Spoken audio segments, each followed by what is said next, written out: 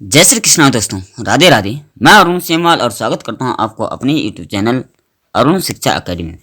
दोस्तों, आज के इस महासेशन में हम मनोविज्ञान यानी पेडागोजी पर चर्चा करने वाले हैं। पेडागोजी के कुछ ऐसे प्रश्न आपके सामने प्रस्तुत करेंगे जो केबीएस, टीजीटी, पीजीटी और पीआरटी के लिए स्पेशल माना जाते हैं, और यह सीटीईटी और अन्य टीईटी के लिए भी विशेष सेशन आपका रहेगा।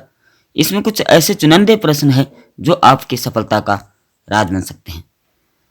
इससे पहले अगर आप हमारे चैनल पर नए हैं तो चैनल को लाइक, शेयर और सब्सक्राइब जरूर कीजिए। कमेंट में जय श्री कृष्णा अवश्य लिखें। चलिए वीडियो स्टार्ट करते हैं। अत्यधिक वाचाल, प्रसन्नचित्त और सामाजिक प्रवृत्ति के व्यक्तित्व को युंग ने जो नाम दिया था वह था बहिर्मुखी। व्यक्तित्व की प्रक्षेपक विधि कौन सी है? तो रोरसा स्याही धब्बा परीक्षण विधि इनकी थी। आलपोर्ट के अनुसार व्यक्तित्व है अपूर्व समायोजन, गत्यात्मक संगठन, संगठित मनोदैहिक तंत्र। ये आलपोर्ट के अनुसार व्यक्तित्व है। बाल अंतर्बोध एयरसेप्शन परीक्षण का निर्माण किसने किया? तो ये किया था वेलोक ने। बात करें आगे प्रश्न की, मादा युग्म का अंडाणु में निम्न में से क्या पाया जाता है? तो केवल एक्स गुणसूत्र पाया जाता है। शेल्डन ने व्यक्तित्व को किस आधार पर वर्गीकृत किया? तो शारीरिक संरचना के आधार पर वर्गीकृत किया शेल्डन ने। और क्रेचमर के अनुसार स्थूलकाय प्रकार के व्यक्तित्व स्वभाव कैसे होते हैं? तो वह प्रसन्नचित्त होते हैं। आगे बात करें तो निम्नलिखित में से कौन सा बच्चे के सामाजिक विकास में सबसे महत्वपूर्ण भूमिका निभाता है? तो वह है खेल, यानी एक्टिविटी जो होती है वह बच्चे के संपूर्ण विकास में या सामाजिक विकास में उसकी भागीदारी निभाता है, क्योंकि वह समाज में उठना, खेलना और समायोजित करना सीख लेता है। परामर्श साक्षात में सबसे प्रमुख अमौखिक संचार माध्यम है, तो वह है हाव भाव। आगे है प्रश्न, सामाजिक दूरी मापनी किसने बनाई? तो यह गोलार्ड्स ने बनाई थी। आगे है प्रश्न, निम्नलिखित में से कौन सा व्यक्तित्व आकलन की प्रक्षेपण विधि से संबंधित है? तो यह है कहानी रचना। यह क्या? व्यक्तित्व आकलन, व्यक्तित्व के आकलन उसका परीक्षण करना, तो यह कहानी रचना के अनुसार किया जा सकता है। आगे प्रश्न है, बच्चे के व्यक्तित्व के एक सूत्रीय विकास के लिए माँ बाप को चाहिए कि वे एक सूत्रीय विकास के लिए माँ बाप को क्या चाहिए? उन्हें चाहिए कि घर में अनुकूल वातावरण प्राप्त करवाएं। आगे प्रश्न है, व्यक्तित्व का कौन सा भाग समाज के नैतिक मूल्यों और आदर्शों के आधार पर विकसित होता है? तो वह है परम अहम। ठीक है, ईगो जिसे कहते हैं, परम अहम हो गया। और आगे प्रश्न है, निम्न में से कौन सा व्यवहारवादी नहीं है? तो सिगमंड फ्रायड जो है ये व्यवहारवादी नहीं है। आगे प्रश्न है, निम्न में से किसका कोई जैविकीय आधार नहीं है? तो यह है संबंधन का कोई जैविकीय आधार नहीं है। आगे प्रश्न है, निम्न में से कौन सा व्यक्तित्व का भाग तार्किक रूप से नियंत्रित है जो कि वास्तविकता के अनुमय पर आधारित है? तो यह है अहम, यानी ईगो जो होता है व्यक्ति का, वह व्यक्तित्व का भाग तार्किक रूप से नियंत्रित है। ठीक है, आगे प्रश्न है, फ्रायड ने ऊर्जा का वितरण व्यक्तित्व विकास के जिन स्थलों पर किया है उनके नाम है इदम, अहम व परमाहम। ठीक है, बात करें आगे प्रश्न की, पूर्णतः कार्यशील व्यक्ति का संप्रत्यय किसने दिया? तो यह कार्ल रोजर्स ने दिया। आगे बात करें तो किसने मूलभूत विश्वास बनाम अविश्वास को विकास की प्रथम अवस्था के रूप में प्रस्तावित किया? तो एरिक्सन ने इसको प्रस्तावित किया था। क्या? विकास बनाम अविकास। ठीक है, बात करें आगे, निम्नलिखित में से किसने बच्चों के वस्तु स्थैर्य के विकास को समझने में सहायता की है? तो यह जीन पियाजे ने किया है। आगे प्रश्न है, बच्चे का किस प्रकार विकास विद्यालय और शिक्षक द्वारा प्रभावित होता है? विद्यालय और शिक्षक द्वारा जो बच्चे का विकास प्रभावित होता है वह मानसिक रूप से, सामाजिक रूप से और संवेगात्मक रूप से होता है। बात करें आगे प्रश्न की, तो सूर्य बच्चे के साथ साथ चलता है, उसके मुड़ने का अनुकरण करता है और बच्चे की बात सुनता है। यह कथन बालक की किस लक्षण की ओर इंगित करता है? तो यह आगे सजीव चिंतन की ओर। आगे प्रश्न है, निम्न में से किसका संबंध मूल दुचिंता एवं मूल शत्रुता के संप्रतियों से है? तो यह है केरेन हार्निंग से। बात करें आगे प्रश्न की, किसने यह दावा किया है कि सभी भाषाओं में होने वाले कुछ सार्वभौमिक गुण जन्मजात होते हैं? तो यह नोम चॉम्स्की ने किया था। आगे बात करें, कक्षा 4 का एक बच्चा सदैव चिंतन या चिंतित और कुंठित रहता है, आप स्वयं, तो आप क्या कर सकते हैं? तो यह होगा स्वयं परामर्श दाता की भूमिका का निर्वाह करेंगे।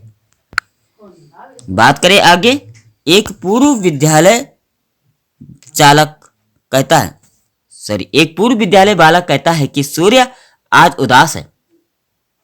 बालक निम्नलिखित में से किस संप्रत्या की अभिव्यक्ति कर रहा है? तो यह है सजीव चिंतन की अभिव्यक्ति कर रहा है। आगे प्रश्न है, फ्रायड के अनुसार निम्न में से कौन सी विकास अवस्था में बच्चे का ध्यान जननांगों की तरफ जाता है? तो यह लैंगिक अवस्था में जाता है। ठीक है। आगे प्रश्न है, फ्रायड के अनुसार किस अवस्था में कामेच्छाएं साक्षिक रूप से निष्क्रिय रहती है? यह प्रसुप्ति अवस्था में रहती है। आगे प्रश्न है, किसने यह मत दिया कि भाषा विचार की अंतःवस्तु का निर्धारण करती है? तो यह दिया था वाहर्फ ने। ठीक है।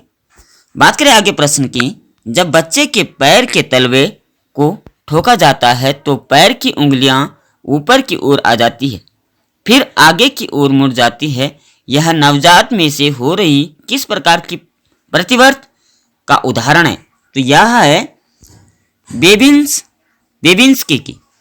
ठीक है। बात करें आगे प्रश्न की, प्रभावी और स्थायी शिक्षा ग्रहण करने के लिए विद्यार्थी के पास क्या होना चाहिए? प्रभावी और स्थायी शिक्षा ग्रहण करने के लिए बालक के पास योग्यता और अभिप्रेरणा का वांछित स्तर होना चाहिए। बात करें आगे प्रश्न की, गार्डनर के बहुबुद्धि के सिद्धांत के अनुसार वह कारक जो व्यक्ति के आत्मबोध हेतु सर्वाधिक योगदान देगा वह हो सकता है, तो वह हो सकता है अंतः वैयक्तिक। आगे प्रश्न है, आपकी कक्षा में कुछ बच्चे हैं जो गलतियां करते हैं।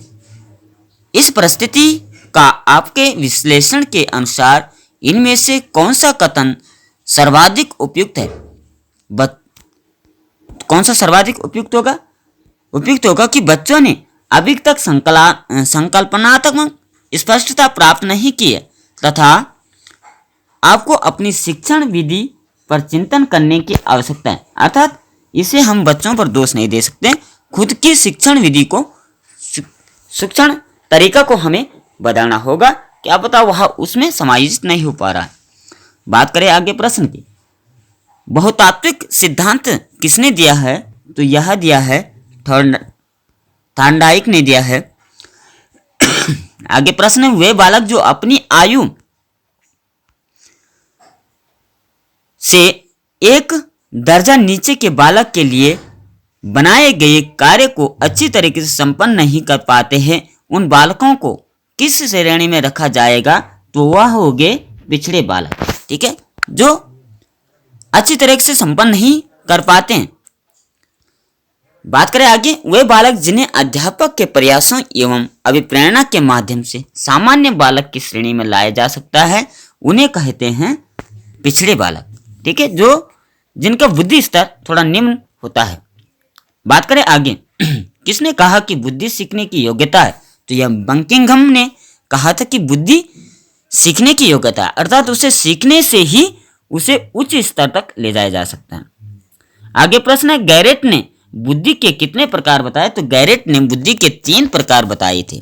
ठीक है, बात करें आगे, निम्न में से बुद्धि के कौन से सिद्धांत है, तो बुद्धि के सिद्धांत है 1 खंड का सिद्धांत, 2 खंड का सिद्धांत और 3 खंड का सिद्धांत।